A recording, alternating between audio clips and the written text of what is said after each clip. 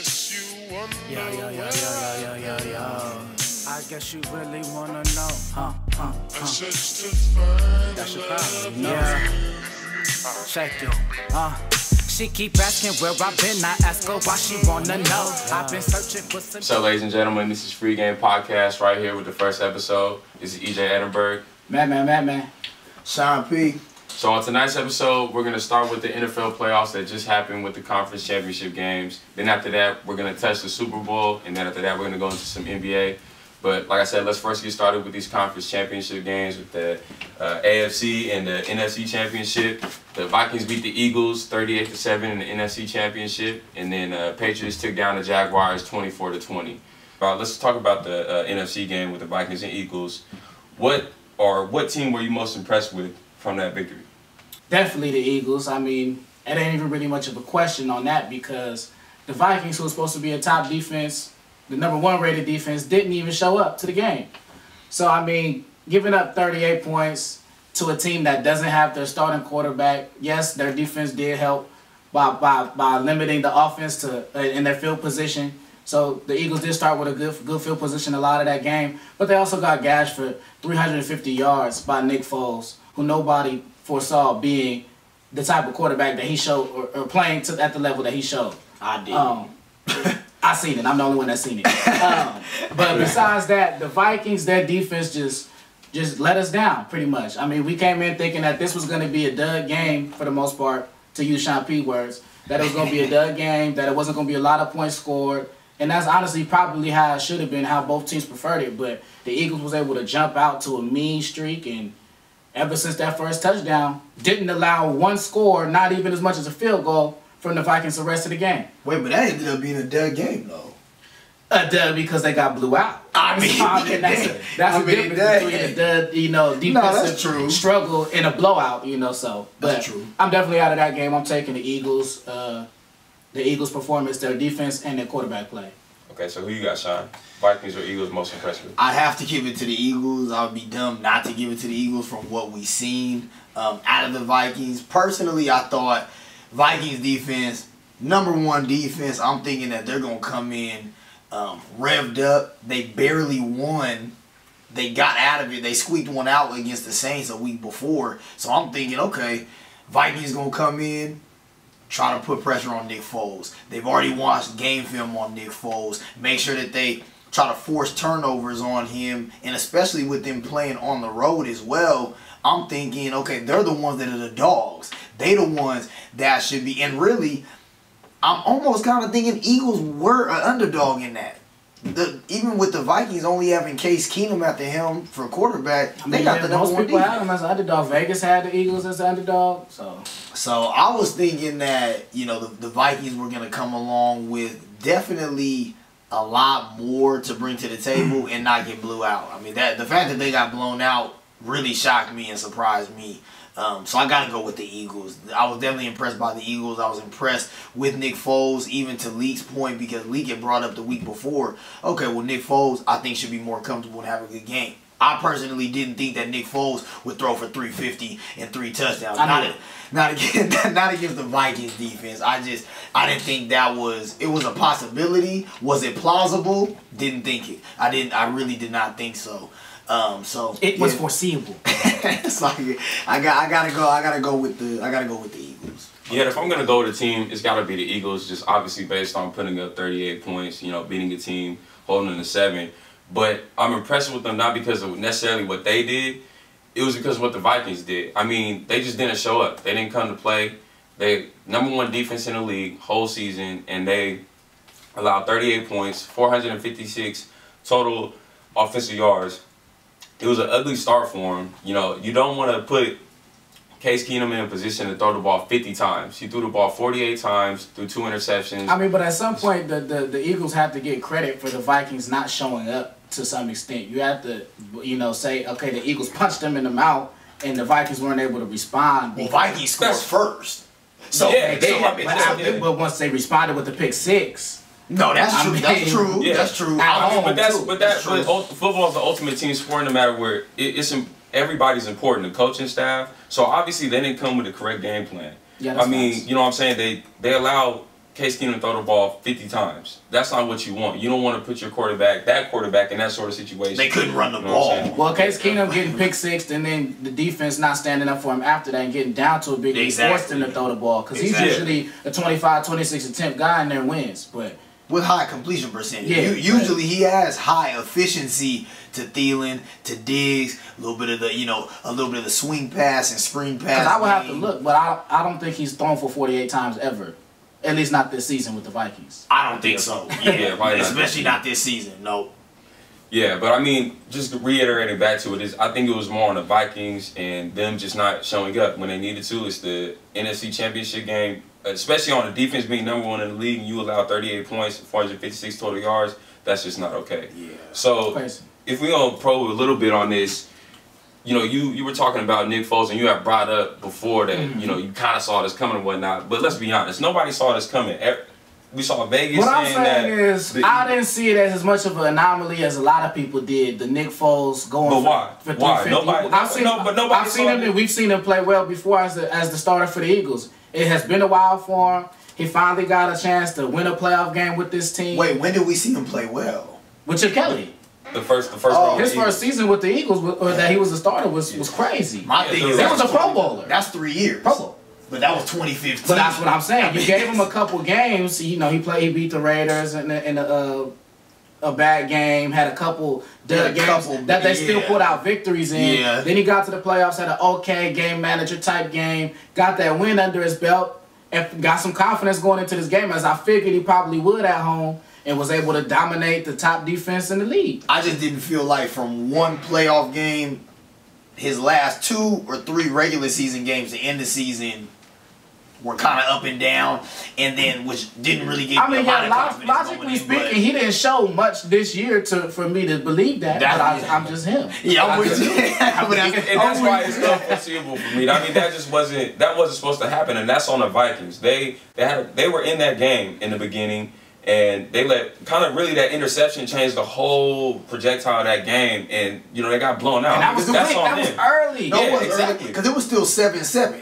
I mean, the game, and they got the ball back. And they got the ball back. And they went to halftime only down. It was 24-7. So that's still enough time to at least run the ball, have a game plan to put yourself back in a situation to be successful. And they're abandoning the run a bit early. That's what I'm saying. I mean, McKinnon had 10 carries for 40 yards. Could they really depend on the run? Probably not. Nobody's ran on the Eagles all year, really. Have the Vikings really depended on their run, even as a team? Yes, they have. They have. Yes. The run in the short pass game. The short pass game, fine. Running up the gut against the Eagles, I don't think done something, but it wasn't against the Eagles. I wouldn't say that. I don't think the Vikings thought that they were going to win that way. Just running straight up the gut against the Eagles. No, but it has to be a part of your game plan. That leads to that question. What was the game plan? Because to pass the game. I don't think to pass 48 times, but I don't think they were going to win without Case Keenum having a spectacular game. He had to. But the thing with football is that the run game helps with the pass, and the pass helps with the run. So you have to use each to complement both, as the Jaguars did in their game. You know what I'm saying? They run the ball successfully, but they did it to help their passing game. You use it in play action. Use it to keep the defense honest. That's what you have to do. That's why you can't become one-sided as a team, regardless of how good you are on both sides of in the run or the pass. The Patriots, they got to run the ball still. You know what I'm saying? They got Tom Brady, but you still got to establish the run. I'm sure that's what they wanted to do in their game plan, but they didn't do it they didn't do it in the beginning very well, and then they strayed away from it completely, allowing it to become a game on Case Keenum's shoulders, and that's not what you want. Right. And that's on them. That's on them. Let's transition to the Patriots-Jaguars game. Patriots came out, on top 24-20. Tom Brady did his thing at the end of the game. Sean, who are you most impressed with that victory? To be honest, I'm most impressed with the Jaguars. Even though in the beginning, ultimately I knew, and I pretty much figured that Tom would come out with the victory. Hall of Fame quarterback, Hall of Fame coach, and Bill Belichick, offensive coordinator Josh McDaniels. I really thought that the Jags would have a shot against them, and they definitely gave the Patriots a lot of trouble, not only defensively but offensively as well. They were able to get Jaguars defense was able to get a couple sacks on Tom Brady. They were able to get some pressure and shake him up for definitely the whole entire first half. where it started kind of changing. Started kind of changing momentum a little bit was starting at the second half. Bill Belichick, as he's done so many times before, made the adjustments that were needed to end up winning the game, you know, in the end. But Jaguars defense definitely impressed me because what they were able to do against them as a whole in totality. You had guys like Brandon Cooks still have 6 catches for 100 yards. Gronk did go out earlier in the game. You had a guy like Danny Amendola show up big, which ended up hurting them towards the end, but I think that the Jaguars gave them all that they could ask for. The Jaguars being a consistent team, especially when it comes to their defense. They've been consistent all year, top 5 defense, number 2 all year, and they showed not only in the playoffs. They gave up, even the week before, 42 points against the Steelers, but there were also times when, okay, they could make a couple stops before, you know, the last couple plays kind of to end the game with the Steelers. They showed against a great quarterback in Tom Brady, they can get to him. They can get pressure to him. They can get pressure on him. Blake Bortles also played well in his first 2 career playoff games. Offensively, I think coaching set him with a great game plan as well for not only the Steelers game, but also for the Patriots game. I think they were able to take advantage of some of the Patriots' shortcomings on defense. But in the end, Hall of Fame coach, Hall of Famer and Tom Brady at the quarterback position. The quarterback, an elite quarterback, will always win in that battle if the average quarterback doesn't make enough plays or if a miracle doesn't happen in that sense. Against the Patriots, you have to play a complete, damn near almost perfect game. And you also have to be flawless. Right before the first half ended, the Jaguars ended up getting a couple penalties, which ended up allowing the Patriots to score a touchdown right before the half. I mean, that's part of it. And that was the turning point. You alluded to a turning point earlier. You said after the halftime. That was the turning point. It was 2:22, I think, left in the first half. And Belichick calls a timeout on the 3rd down. Yep. And then he makes that stop right there. They get a sack, I believe it was. And you got time. You got 2 minutes with Bill Belichick. You got 2 minutes for time to come down and get a touchdown right before the half. And that's, of course, as he always, what he did. And that's aggressive play calling, too, because if you look at it vice versa, the Jaguars had 55 seconds after that to at least go get a field goal, and they decided to take a knee. You know what I'm saying? Yeah, nobody in the NFL, that's true. You know what I'm saying, really anybody, even with the bad quarterback, is going to say, oh, with 55 seconds, we're going to, you know, take a knee, especially in this big of a game. You're going to go look for a field goal. You know and what I'm I'll saying? talk about the Jags, too, being impressive and how they fought, yeah, but at the same time, this is a defensive team. Impressive to me was Blake Bortles. He came out and did stuff that nobody thought he was going to do on this level. You know, played a mistake-free game. Obviously wasn't able to get it done at the end. But at the same time, this is a defense-driven team. We've been the top defense all year. We got Jalen Ramsey out here hollering about this and that and going to the Super Bowl and winning. So you can give up as many points as you want. If you can't get the stops when you need them, then you're not the best defense in the league. No, that's true. So hold on. You told me, no, wait a second. Let me just drive that home. Because in the Pittsburgh game, they gave up 40-plus points and won the game. Would you rather have that or give up 24 and lose? You can give up as many as you want in the Pittsburgh game win. And still, as long as you got the stops when you needed them. In this game, that didn't happen. Yeah. So, look, but so who were you most impressed with? I was out of the Jaguars and the Patriots. Yeah. I was most impressed with the Jaguars. The Patriots, we've seen them time and time again before. Yeah. Okay. And I'm not impressed with the Patriots. It's just what I expected of them. Exactly. So you were most impressed with the Jaguars too? No, because I was let down by the Jags. So who were you most impressed with? Were you let down by the Jags? Yeah, I was impressed by dominance as it usually is in Tom Brady. Okay. The Jags, if you're the best defense in the league, you played a great game. I give you that. You got the turnover at the start of the 4th quarter. Now the offense didn't help you when you got that turnover forced by Miles Jack and didn't even get more than 1 first down off it. That hurts you. No, that's true. But at the same time, you had a chance on the defensive end. Now, you gave Tom Brady too many chances, and that's on you. But you had a chance. If you're the top defense, if you're Jalen Ramsey, if you're these guys talking this big talk, then prove yourself. What better time to do it than now against the best? And even to the point of that, I think that ultimately it also comes down to coaching on the offensive end as well, because the defense took them far most of the game. I think where they ended up slipping up a little bit is you got a guy like Blake Bortles that's a pedestrian quarterback. He's already overachieved in 2 playoff games, his first 2 career playoff games, where I think the coaching should have came in, especially not the head coach and on the offensive coordinator, is put Blake also in a position where he can make some of these throws to get these first down. And they did that in the beginning, because if you look at it, they had, but you got to make adjustments against Bill. And that's the thing. I mean, if you can't do the same thing the first half that you can't do the same thing in the second half that you did the first half against the Patriots, because they're going to make the adjustments on you. Yeah, but I mean, the Jaguars to me were the most impressive. The playoff drought that they were in, and then to get to this point and to come against the Patriots, you know what I'm saying, and hold on to 24 points still, which is great, you know what I'm saying, force 1 turnover with Miles Jack's fumble.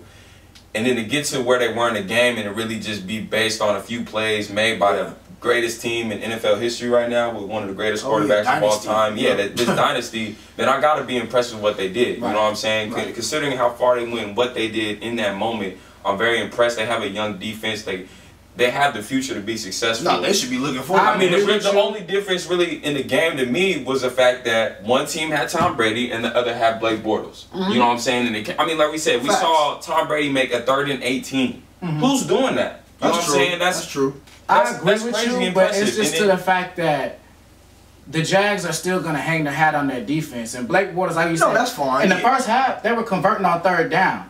Now, was that overachieving, or was that what we expected? Well, the game plan was obviously better in the first half. They were mixing it up with the run. The run was still, you know what I'm saying, a big part of the game plan, and it was allowing them to, you know, do play action, keep the Patriots defense on their toes. Obviously, like Sean was saying earlier, the game plan switched to an aggressive, to a kind of docile, like timid mindset that cost them. They only had 6 points in the second half.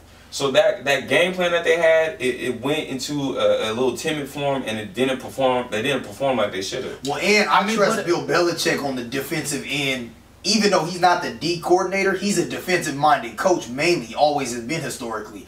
I even like that he's making the adjustment against an already average offense, and a limited offense at that. Even with Fournette having over 80 yards rushing total for the game, I felt like he only averaged 3 a carry, though. So that tells you something too about the defense. What Bill Belichick was able to do with him in the second half. He only averaged 3.2 a carry. Yeah, that's not necessarily going to get you. That's not going to get you in short yardage situations on 3rd down. That's why even to coaching, I felt like offensively, Blake Bortles and the coaching should have known. Wait a minute, we can't do the same exact play action and plays that we were doing that were successful in the first half. Did you use them all up? Exactly. Now, granted, I don't mind you using some of those, or even most of them, to get early. I mean, you're trying to score. You're not gonna tell someone, okay, well, hold back some of your play. This is the playoffs, but you always have to know you're going against Bill Belichick. You know that. Well, wait a second. We come with the same game plan in the second half.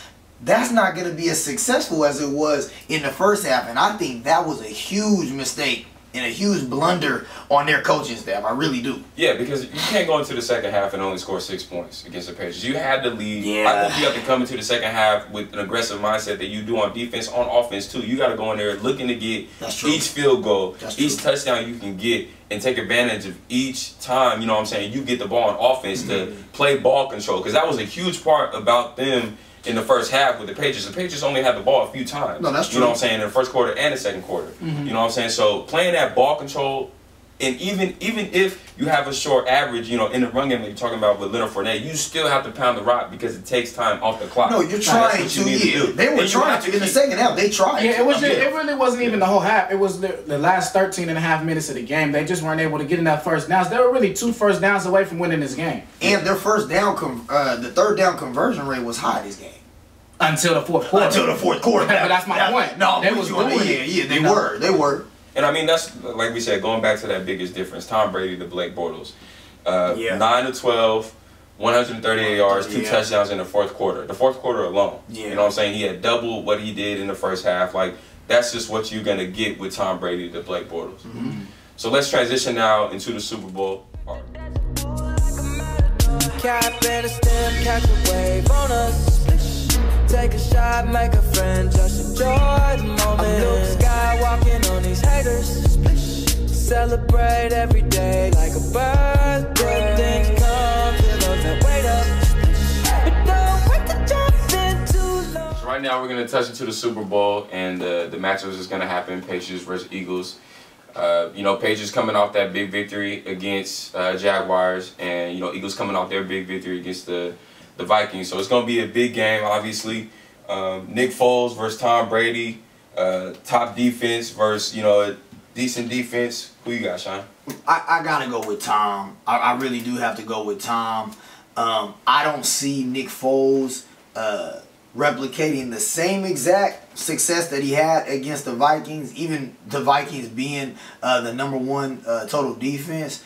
I don't see him doing that again to the Patriots. You're giving Bill Belichick 2 weeks to prepare. You also are going to have Gronkowski back. Their offense is going to be in a complete totality. Their offense is going to be up and running. Tom Brady will be another couple weeks removed from the stitches in his thumb. That's going to heal up even better. People are going to get, a little bit less hurt if anybody's hurt right now. And I can't really bet against Bill. I can't bet against Tom. Can't bet against Josh McDaniels. I think they're going to have a really good game plan set for the Eagles pass rush, because the Eagles pass rush has been ridiculous all year and was against the Vikings. The Eagles can force turnovers. They have the players on defense to force turnovers. But the big thing is going to be, are you going to be able to force Tom to turn it over enough? How is your special teams going to be? Because you know Bill Belichick's special team is always A1. Is your defense going to be able to close in on Tom to rattle Tom up? There's only really been a couple teams, maybe even only a couple times in his career that's happened historically to Tom. And, a couple times like that was in the Super Bowl against the Giants in 07 and 09. Those were the main teams in the most recent history, and that was from the same franchise, that were actually able to show you somewhat of a blueprint. If you can play close-in defense on Tom, if you can shake him up and rattle him a little bit, if you can sack him and make him turn the ball over once or twice. You might even need once or twice for him to throw a pick or for him to fumble or a pick six. And especially in a Super Bowl, you're going to need something like that. You might need a huge play from your defense. Can the Eagles do that? They've shown that they can do that. Can you do it against Tom? And that's what's going to be the big, that to me is going to be the big difference in the game, is how their defense is going to react and what the game plan is going to be. I think the Eagles are going to be able to score against the Patriots. I think, even my score would probably be more of a 35-28 game. I think the Eagles are definitely going to be able to put up some points against that defense, even though at the latter part of the year, Patriots were, I think they were like top 5 in sacks, total sacks. I don't think that's going to be enough to affect the Eagles offense completely. I think a guy like Doug Peterson, also coaching for the Eagles, is also going to make a huge difference in game planning. Even to Lee's point, harping back from last week, Lee brought up a good point about Doug Peterson. Doug Peterson making Nick Foles feel even more comfortable after the initial win against the Falcons, I think was a big reason on why Nick Foles had the huge game against the Vikings. So I think, again, Doug Peterson is going to rely on himself to make to create a good game plan to go up against Bill. Ultimately, I think giving Bill 2 weeks is damn near like giving Nick Saban 2 weeks in college football. It's too long for a layoff that he's going to have a game plan that is almost going to be impeccable and flawless. But you have to be able to punch them in the mouth. If you can punch them in the mouth early, and if you can shake up Tom has shown to shrink. It's only happened once or twice. But if you can do it, then I think you'll have a chance. So who you got? Patriots, Eagles. If I was a betting man, which I'm not, I have to put my money on the Patriots only for the fact of Tom Brady, Bill Belichick, Josh McDaniels. That's it. Because I think on paper, I like the matchup on paper. I think the Eagles have everything you need and every opportunity to win this game. But it's going to come down to quarterback play. And you're missing Carson Wentz. Nick Foles was great last week, as I predicted. If he could be anywhere close to that again, along with your defense is going to have to do a great job and win the turnover battle. If you can win the turnover battle and score points off those turnovers, or at least score time off those turnovers, take some time off the clock, play keep away, let Tom sit over there and get cold on the sideline. If you can do that on the defensive end, then the Eagles have a realistic shot at winning the game. I think the Eagles offensively have a ton of weapons that honestly haven't been getting as enough credit as they should have been all year. You got Alshon Jeffrey, who had a huge bounce back game last week. Torrey Smith caught a big play bomb. Nelson Aguilar's had a revive your career type year. The addition of Jaguars at the deadline is giving them 2 different ways to run the football. Even Corey Clement can provide some things out of the backfield. And now if you have a quarterback who's seeing all these weapons and is starting to drop dimes and get into his bag a little bit, then you got a chance to beat anybody. And you had the up and down roster. That's a top 5 roster in the league, hands down. I think they got a chance to do it. So I'm looking forward to seeing the Eagles show up. If I was betting, I wouldn't put money on them.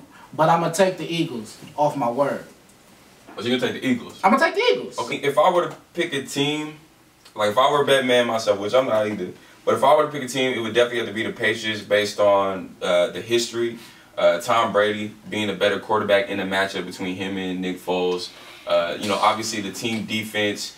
They play good situational offense and situational defense. When they need the stops, they get the stops. When they need the points, they get the points. But I do like the Eagles a lot in this matchup still.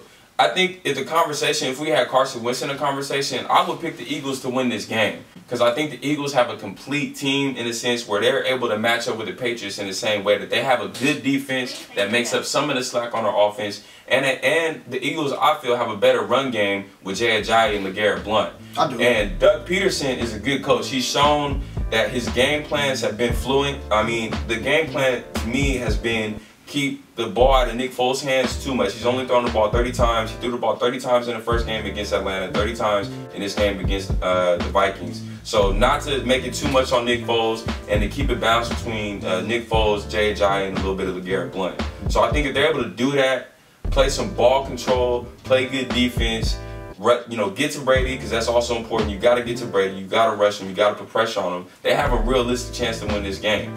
But it can't come down to Nick Foles having to make plays at the end of the game for me, just because it's not going to work with him trying to win the game over Tom Brady. Now, it might have to. It might have to, but and I mean he's played pretty good. With, you know what I'm saying? But I feel like but I wouldn't want them to have to put him in a situation where he's got to win the game. You know what I'm saying? With 7 points, or they're down by 7 points and they need a drive with 40 seconds left on the clock. It can't come down to that. Here's my theory.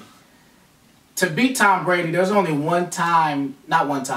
this season, I've only seen one game in which proved to me a surefire way to have the best chance at beating the Patriots. It was a Monday night game against Miami. They lost.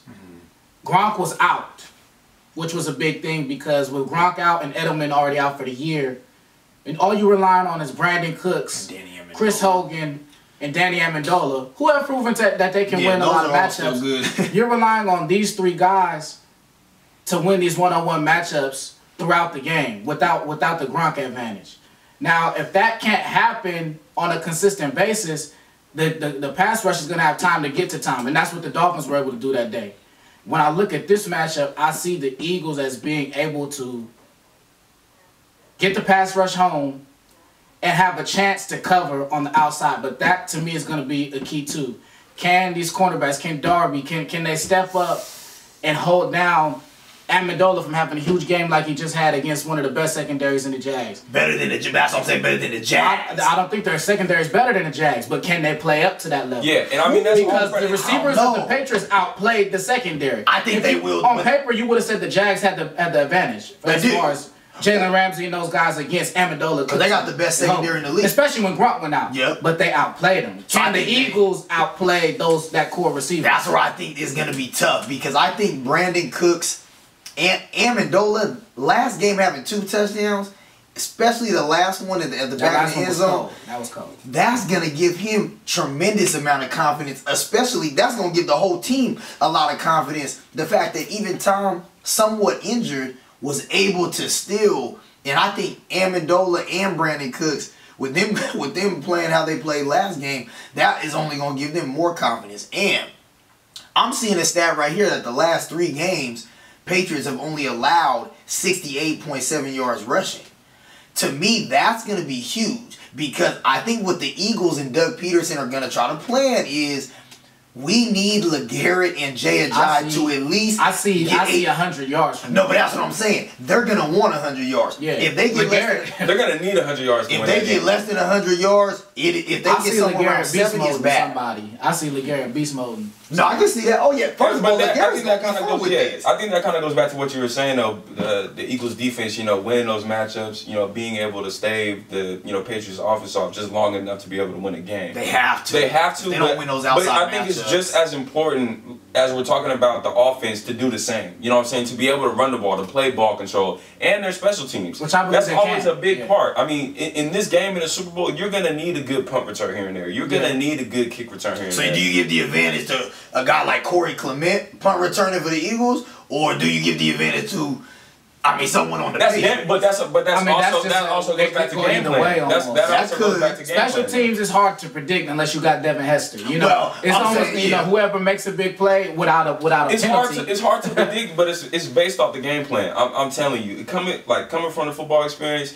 What you do before these games in regards to seeing what they do on their kick return and stuff, that's important. You know what I'm saying? You have to be able to game plan them, find the weakness, find it, is a punt return left going to be effective in this game because this guy's, you know what I'm saying? Those are all important. So I think it's going to be big on Doug Peterson and his coaching staff to be able to put this team in the right situation. You know what I'm saying? And I think that's huge, along with the defense having to play well and offense. It's gonna have to take the whole team, the coaching staff, everybody to be at their A game and play a flawless game. Those corners are gonna have a lot to be. And they're gonna have to show themselves because, and honestly, they should have the chip on their shoulder because coming into the year, even when the Eagles first started winning games, it was okay. How do you beat the Eagles? You beat them in the air. They're not going to run on the Eagles. Everybody's saying you beat them in the air. And they've stepped up and got a lot of turnovers and made some good plays all throughout the year. They just got to do it one more time. The only thing that worries me a little bit, the last 3 games that the Eagles have played, they've allowed an average of 95 rushing yards. Now, I'm not seeing who's going to get that on the Patriots? But that's what I'm saying. Now, I'm not seeing that the Patriots will do that, but a lot of their short pass game is like a running play to a certain extent on the Patriots when they have James White and Deion Lewis come out of the backfield. If a guy like Michael Kendricks can kind of be a spy either on Tom Brady or on James White and Deion Lewis, they're going to need some of those guys to come up. A guy like Malcolm Jenkins, he's going to have to come up, on some of those and spy because that's what makes the Patriots extremely explosive and hard to cover. Because you're not only having a guy like a Leonard Fournette that's just going to pound you 30 times. Okay, well, he's going to do that. You got different scat backs. You got different scat backs. Almost like how Atlanta is, where you got Devontae and Tevin to look at. It's tougher to do that. And then when you have a healthy Gronk in there. That's the key. Eagles are going to be spread out. And that's the key. And a healthy Gronk can be a deciding factor. Yeah, it's like, man. That's why ball control is so big in this game for the Eagles. You know what I'm saying? Keeping the ball out of the Patriots' hands because you've seen as they go, they get better. So you don't want them to catch a rhythm. You don't want them to get to the point to where they're getting the ball after you're going 3 and out or something. Exactly. You know what I'm saying? Because that's going to be big on their offense to do their job. You know what I'm saying? They can't go 3 and out. Nick Foles can't go 3 and out. He's the best coach I've ever seen in game with adjustments. Besides like a Bill Walsh. Shout out to the 49ers. It's like you can't really. There's not a lot of. Shout out there. Got to. Story franchise. Y'all won a couple games. Now y'all the best team in the league. Jimmy G.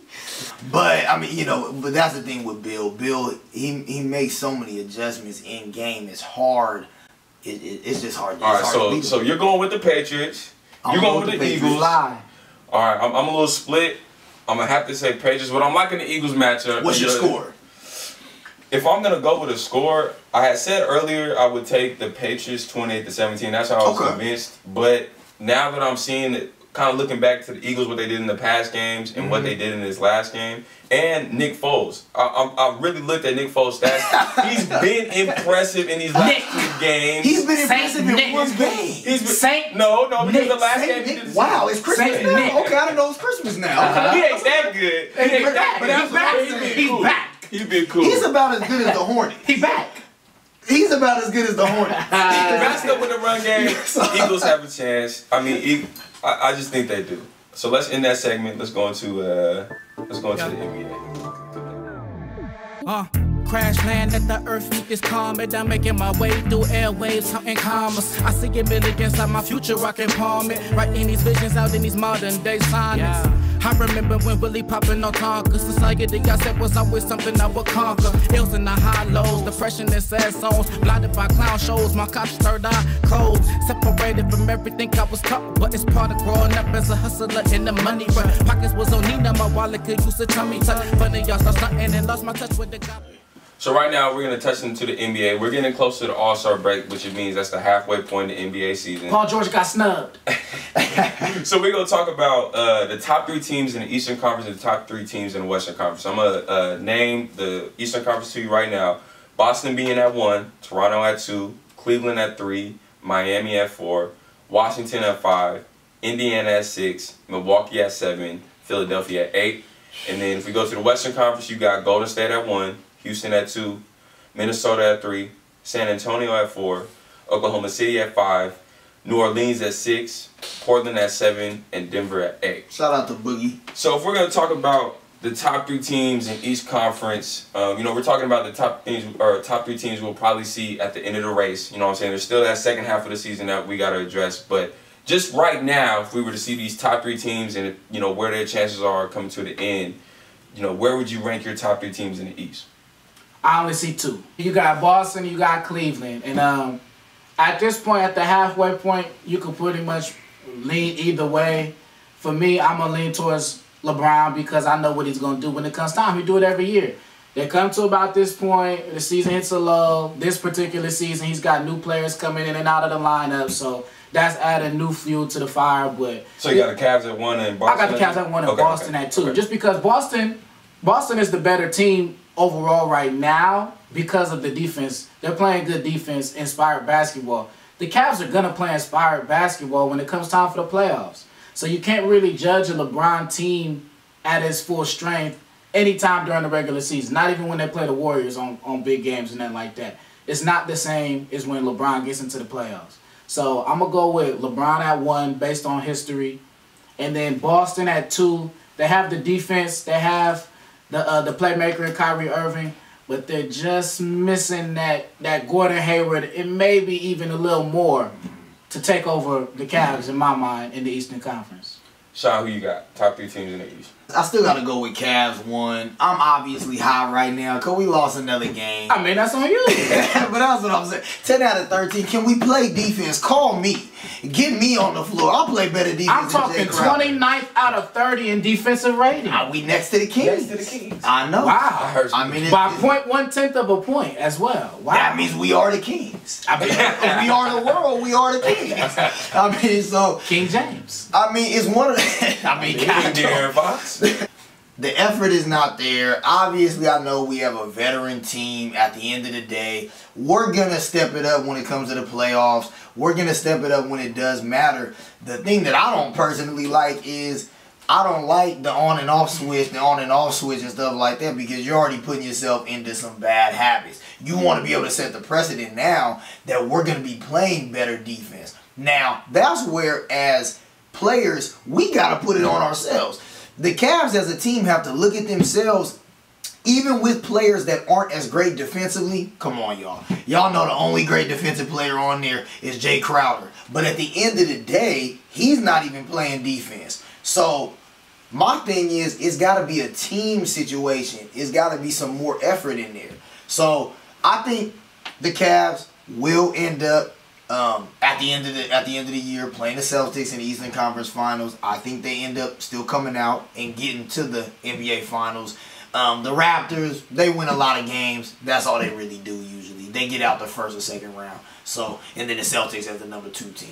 Yeah, my top 3 teams are Boston at 1, just because of the way they're playing right now. It's just weird, like I said, if we were to stop the season right now, Boston would be at 1. Shit, even I'm going Boston. They got the best defense in the league right now, holding all these teams. And I mean, we know the scoring league that we're in right now. They're holding these teams to 99.7 points per game. I like that stat for a team, especially coming into the playoffs defensively. A bit like we said with LeBron, he's number 2. He's gonna do. I mean, he's LeBron. They're gonna figure it out. They're gonna come in the clutch towards the end. So I mean, we know that they're gonna make it to the finals or whatnot, or the Eastern Conference Finals. What's it gonna take for them to beat the Warriors? Because they don't. It doesn't like it's gonna be enough. Is it gonna be a trade? Is it gonna be LeBron? Just stepping up on some other level stuff, or is it gonna be the team? Turning on that switch finally and making it a consistency to be a better defensive team. What's it gonna take? First thing, when it comes to the Warriors have been the best team the last 3 years. We know it's an arms race. In order to beat the Warriors, you have to have multiple defenders on the perimeter. You also have to have multiple positions that can defend different positions on their team and score as well. So that's not an easy equation when you're dealing with 3 of the best shooters on one team of all time in Klay Thompson, Steph Curry, and KD. So alone, it's not necessarily always of what the Cavs and LeBron are going to do. If the Cavs don't get to the finals and you take the Raptors or the Celtics, what do the Raptors and Celtics have as an advantage over the Warriors? They don't. No. Defense. Boston plays defense. No, Boston plays defense, but there's other parts of their offense that may not be able to perform as well. Kyrie can be taken out or limited in a game. By who? Klay Thompson. Wait, Jaylen Brown and Jason Tatum. Klay Thompson has never limited Kyrie in a basketball game. I'm saying he can. He has the ability to. First of all, Jaylen Brown and Jason Tatum are not gonna overmatch and outmatch and outdo a guy like KD. And what, the last Draymond. 15 games, Kyrie has lashed the Warriors and Klay in all of those. No, that's true, but that was with LeBron. The Celtics don't have a LeBron. So what I'm saying is you have to, this year you have but most of that was ISO. No, but because great players perform greatly when it matters. Jaylen Brown and Jason Tatum will never, at this point, outdo or outmatch a guy like Draymond, Klay, or Kyle Korver, James Smith, Dwayne Wade, and Jeff Green will never out-defend all those players you just named. That's also true. But that's my point, though. Even with the Celtics having some other perimeter defenders, they're still not necessarily going to have an advantage over a team that is also top in defense. Even the Cavs don't have an offensive advantage over the Warriors. So if you don't have a defensive advantage, then you really don't got a chance. No, but what I'm saying is, if the Celtics, if they were to come out of the East and beat the Cavs, the Celtics are in the same boat. I almost like their matchups even better. I like them defensively a little bit better, but I also wouldn't bet against LeBron in the finals. So, I mean, there's a couple ways to look at it. LeBron's going to perform, though. That's not even the question. He's not the variable. No, that's true. It's the biggest variable is Kevin Love, because I don't know who he is. I've never seen him perform in the finals. A big variable is Jaylen Brown and Jason Tatum. Jaylen Brown's in his second year. Jason Tatum's a rookie. Kevin Love's been in the league for 7 years and has been in the finals twice and still hasn't shown up. No, but he's an all-star, so he does. He's an all-star in the regular season. He does not show up against the Warriors. At all. No, that's not a good. That matchup's not for him. No, exactly. But what I'm saying is, Jaylen Brown and Jason Tatum, we have to see them in the finals against the Warriors to see if it. Yeah, but we've seen Kevin Love in the finals and he shrunk both times. Okay, but what I'm saying is, there were also times where in the year that they won, there were games where Richard Jefferson started that final. No, that's true, but Kevin Love also had a game where he had 10, 9 rebounds and a couple of clutch threes and a couple of clutch shots in some of those games too. Yeah, but we're not expecting Boston to go to the finals and beat the Warriors. We're expecting the Cavaliers to have a chance to do that. No, but the Celtics have a chance too. Yeah, they do, but we're expecting the Cavaliers to have a better chance because of LeBron. Because of one player. But one player is not going to beat you against this Warriors team. No, but one player surrounded with with some good role players and some better players that match up against the Warriors can help them beat that's the not Warriors. one player. The Cavs are not one player. This year the narrative has been the Cavs are deeper and a better team than they were last year.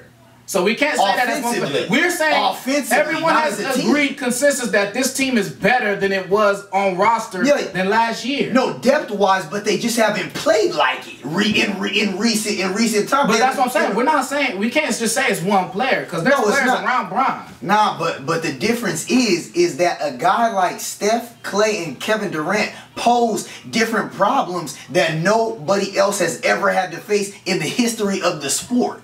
That part of it's fine, in the history of the sport. You go up with.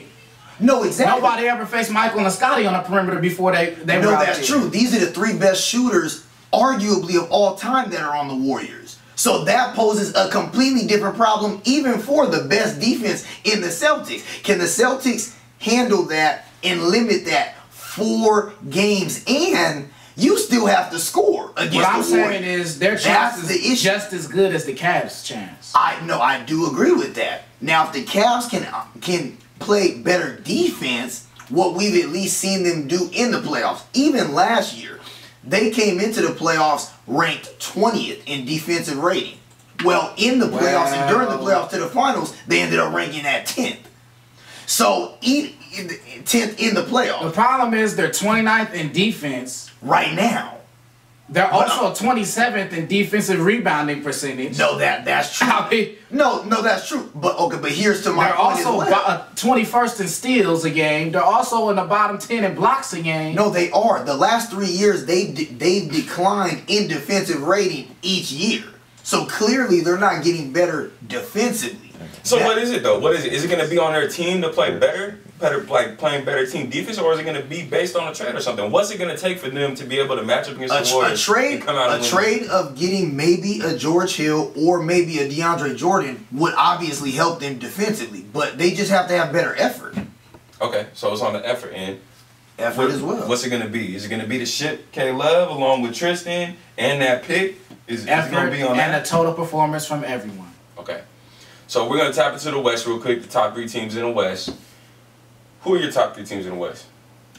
Top 3 teams in the West right now, obviously got to go with number 1 at this point with the Warriors. They've been dominant. They've made it to the finals last 3 years. You have a piece like Kevin Durant that you added last offseason for last year. Defensively, top 5 again. Offensively, top 5 in efficiency. I don't see a lot of teams necessarily having a chance against them other than maybe a couple. I do think a team like the Rockets, which is my number 2 team, they've shown now a couple times that they do have what it takes to score with the Warriors. But where it's going to be tough, I want to see, can they defend the Warriors consistently in a 7-game series and beat them 4 times? That's what's going to be the toughest aspect of it. You're going to need guys on the Rockets like a Trevor Ariza, like a PJ Tucker, a guy like Ryan Anderson that only usually hits his 3-point shot on the road, which is fine in Oracle. Can he do it when the crowd is roaring?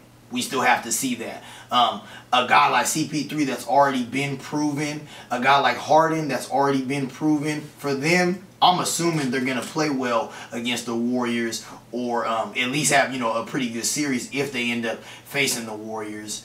And then my other team, I would probably say, I'd probably either go with the Thunder or Minnesota, but I think I'm going to take the Timberwolves. I do see that the Timberwolves are improving right now. They're 3rd in the West. They also have improved their defense tremendously from not only last year, but even from to the beginning of this year, especially with adding Jimmy Butler this offseason. You also have a guy like Karl Anthony Towns who is playing well. That's a big man mismatch for a guy like Draymond on the Warriors, for a guy like David West. I think Karl Anthony would win that battle. I also think that a guy like Andrew Wiggins is the key factor. If he can improve defensively and keep improving offensively, I think he's going to be one of the best players in the league. And he already is. But I think he's going to be at the forefront of the league soon in 2-3 years to come even. I also think that if defensively he can help better defend against a guy like KD, help against a guy like Clay, on the other end. I think that will give them a huge advantage. So right now, my top 3 teams would be the Warriors, the Rockets, and the Timberwolves. And I think the Rockets probably at this point have the best chance, you know, to beating the Warriors. Who you got? I'm going with the Warriors, Rockets, Thunder.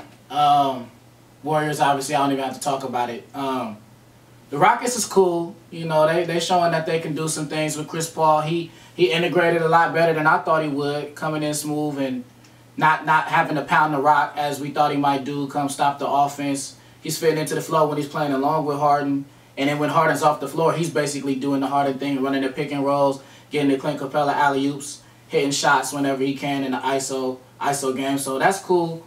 But we know that, at least I feel like they're not going to defend at a high enough level to beat the Warriors. For me, the only teams I give a chance at beating the Warriors are teams that can match up defensively with their players on the perimeter. And to me, there's only 2 teams. That's the Boston Celtics and the Oklahoma City Thunder. Now, the Thunder, since we're on the topic of the West, the Thunder have length and athleticism at the 1 through 4 positions that can match up with Steph Curry, Klay Thompson, Kevin Durant, Draymond Green. Not saying they're going to stop them, but they have the length to match up with them. They're a top 5 defensive team in points allowed, number 1 in steals a game, top 10 in blocks, and they rebound the basketball as well. So with those players, I think you have a decent chance if they can get it to click. They're kind of going through the Cleveland thing and incorporating new players and having a lack of motivation on some nights against the weaker teams. But we've seen that they step up against the better teams. They play up to the competition. Blew out Cleveland, blew out Golden State. Was blowing out the Celtics earlier in the year until they blew the 4th quarter lead, which is a problem that Billy Donovan needs to solve, in my opinion. So I'm taking the Oklahoma City Thunder, if they can figure that thing out, as the best threat to the Warriors over the Houston Rockets because of the defensive edge, and over the Cleveland Cavaliers for the same reason, and over the Boston Celtics because of their star power. I think at the end of the day, there's players even off the bench that is also hated on from OKC. Jeremy Grant can come in and play good defense at the wing position. Josh Houston, who's not a great player, can come in and play decent defense on the wing position. These are long, athletic players that are not getting the credit that they deserve as good basketball players because they don't score the ball. You have Russell Westbrook, Carmelo Anthony, and Paul George to score the basketball. If you can't get it done with that, then you're just not good enough. But I think they have a good shot to do it, and that's what I'm running with. Yeah, if I'm going to go with the top 3 teams in the West, it's got to be Golden State, obviously, at 1. They've been doing it all season. They, did it since last year. So them at 1. I'm going to take Oklahoma City at 2, and then the Rockets at 3. And the reason why I'm taking the Thunder at 2 is part of the same reason why, leaks is the defense. You know what I'm saying? Rockets are not a team built for defense. They don't have anyone on that team who can match up defensively against KD. They're not built for that. They're kind of just going to take a lot of shots, you know what I'm saying, 7-second offense, put up a lot of shots, make it a shootout, and they got the players to do that. But in this matchup against the Warriors in a 7-game series, you're going to need defense, and they just don't look like they have enough. Chris Paul helps that, but he's not enough against the Warriors defensively by himself for him to make a huge enough impact for the Rockets to beat the Warriors. But in that starting lineup for the Thunder, you got Russell Westbrook, who's a proven defender against the Warriors. You got Paul George, who's obviously going to be matched up against KD a lot, who's going to do his job against KD. And then you got Roberson down there. You got, Steven Adams, a rim protector too. Don't let Roberson get in foul trouble, and you don't want Russell just running around screens the whole game either. No, but they're still a better matchup defensively than the Rockets, correct? Yes, that's true. Yes, that's correct. So if you're looking at that, with Paul George. He's there. Exactly. No, that's true. I'm saying with Paul George, they have a better defensive matchup. Yeah, he's there. You gotta count him. He's on the team. If they don't get Paul George in foul trouble, then that's cool. Russell, we're not gonna talk about his matchup. We're gonna talk about him being there. That matters. You can say that with any matchup. Yeah. No, but I'm saying KD don't get in the foul trouble. That's what I'm saying. It's not any matchup. Nah, but what I'm saying is Russell Westbrook is not just gonna be running around screens on Steph all game. No, but in the series when he had KD still on his team, he played great defense against Steph Curry. What? Great defense. Russell Westbrook has proven he can play defense against that team. Yeah, let's not Steph and Klay have also proven that they can shoot against the Thunder. They can shoot against the whole world. I know, but I'm saying to score against the Thunder too. Let's not act like I understand that. Of course they can shoot. I'm saying how well will these players defend them? That's all I'm saying. I'm saying they have the Paul best George perimeter. They have the best set of perimeter defenders in the league. The best set of perimeter defenders. Okay, and I'll stand by that. Russell, Roberson, Paul George. We'll see. And that's the reason why I feel the Thunder. We'll see. What do you mean we'll see? I mean, so that's what it is. That's it with Free Game Podcast, ladies and gentlemen. Thank you for tuning in. EJ Edinburgh, Malik Hill, Sean P. Tuning out. Make this movie every time I create art. So if you wondering just who I be, if you wondering just follow me. Said if you wondering just who I be, if you wondering